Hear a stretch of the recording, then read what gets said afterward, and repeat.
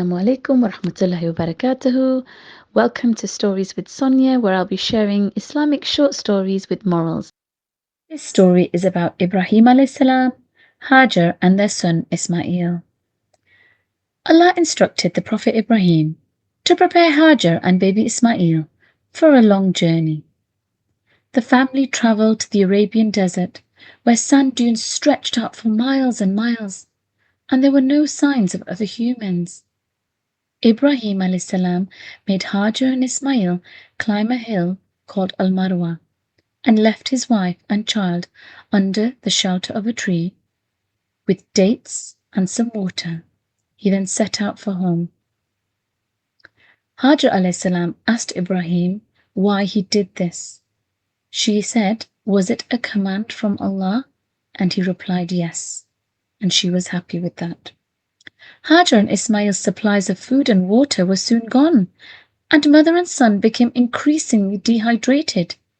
In desperation, Hajr ran up the hills of Safa and Al-Marwa 7 times, straining and looking out to see if any passing nomad could have been spotted in the distance. Finally, she collapsed exhausted. Then all of a sudden, Hajr heard a voice. The angel Jibreel appeared, striking his foot against the sandy ground.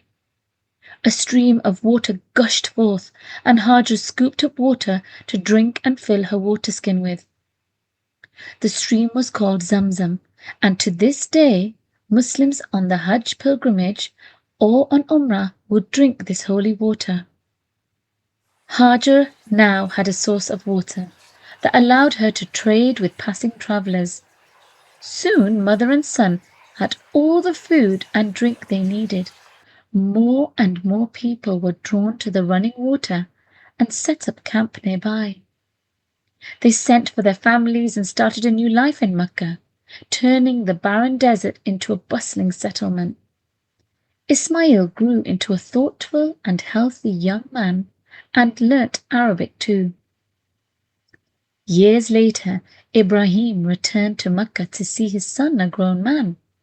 He learned that Hajr had passed away in his absence. Allah wanted to test Ibrahim's submission. In a dream, the Prophet Ibrahim was instructed to sacrifice his son Ismail to Allah. Ibrahim told Ismail about the dream, and they both agreed to submit to the will of God. Ismail now lay with his forehead touching the ground, while his father laid a sharp knife upon his neck. At this moment, Allah subhanahu wa ta'ala called down, "O Ibrahim, you have done my bidding, and now you will be rewarded." A large ram appeared as an alternative sacrifice, and instead of killing his son, Ibrahim alayhi salam slaughtered the sheep to the glory of Allah. There are so many things that we can learn from this story. Firstly, the fact that Hajr alayhi salam trusted Ibrahim due to the fact that he had been instructed by Allah subhanahu wa ta'ala.